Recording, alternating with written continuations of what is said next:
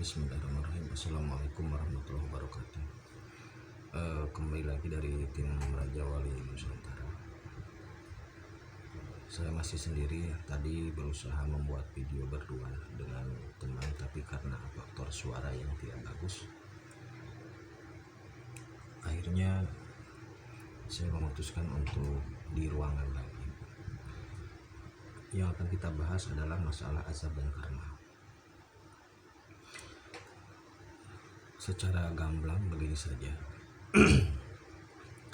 Azab itu berlaku untuk orang-orang yang tidak beriman, sedangkan karma itu berlaku bagi personal dengan tingkatan yang berbeda. Azab itu dulu pernah berlaku pada nabi-nabi sebelum Nabi Isa. Sebagai contoh, pada zaman Nabi Musa, orang yang tidak beriman itu dikutuk menjadi kera.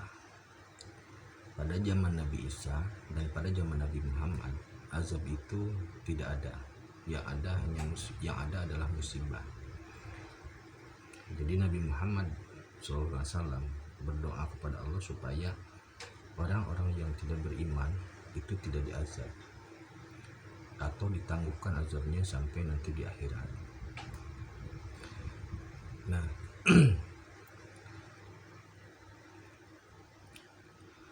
sehingga kalau yang kita saksikan selama ini seperti tsunami itu bukanlah azab, melainkan musibah yang berlaku tidak hanya kepada orang yang kafir, tapi juga berlaku kepada orang yang soleh. Jadi musibah itu tidak milih-milih.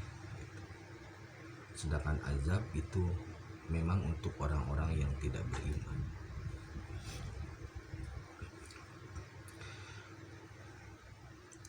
Pada saat zaman sekarang ini, jadi saya kembali tegaskan bahwa saat ini bukanlah akhir zaman, tapi sudah memasuki zaman baru, yaitu periode zaman kebangkitan agama tauhid. Sudah dimulai zamannya. Pada zaman kebangkitan agama tauhid ini, seiring dengan munculnya Ratu Adil atau Satria Piningit pada masa ini, itu azab dan karma akan kembali berlaku. Karena apa? Jika azab atau karma itu ditangguhkan sampai hari kiamat atau akhirat, maka kecenderungan perilaku orang itu terlena. Jadi tidak bercermin, tidak berkaca pada pada akibat dari sebab perilakunya gitu. Sehingga pada zaman ini berlaku lagi hukum karma dan azab. Hukum karma dan azab ini itu memiliki asbab yang jelas. Asbabnya apa? Hukum karma dan hukum azab ini asbabnya yaitu corona. Jadi saya berkeyakinan bahwa corona ini akan menjadi azab dan juga akan menjadi asbab untuk karma. Semisal begini, azab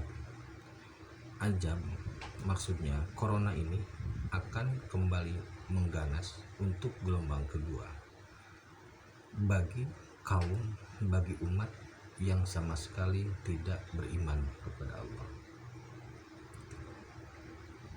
Kemudian untuk karma, corona ini akan menjadi karma bagi orang-orang yang diindikasikan tidak dapat bertobat, tidak mau bertobat. Perbedaan antara azab dan karma saat ini dengan azab dan karma pada saat zaman Nabi Musa dan sebelumnya. Kalau pada zaman Nabi Musa itu azabnya langsung atau tunai. Semisal Nabi Musa berdoa, ya Allah jadikan orang ini kera, maka jadilah dia kera. Tapi pada saat zaman sekarang, zaman kebangkitan agama tauhid, azab itu diperiodisasi. Seumpama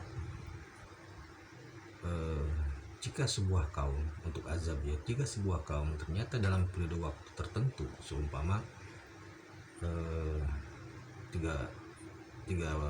bulan lah, seumpama 4 bulan atau 3 bulan dia tidak tetap dalam keyakinan, tidak tetap dalam ketidakberimanannya, maka corona ini akan menjadi asbab untuk depopulasi mereka.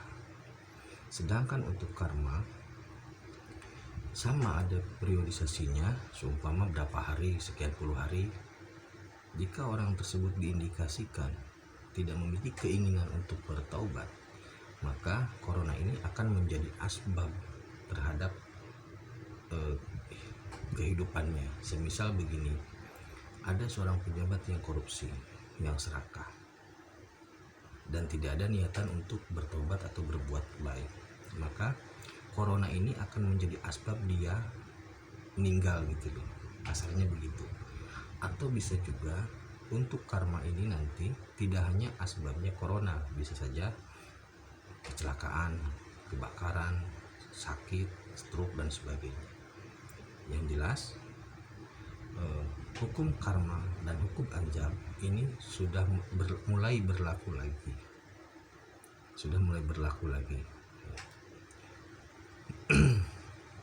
Maka seiring dengan hadirnya Satrio Piningit ini,